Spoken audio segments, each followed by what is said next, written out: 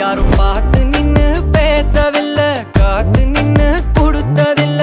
நீயும் வந்து பார்த்ததால பனியும் பத்திக்குச்சே.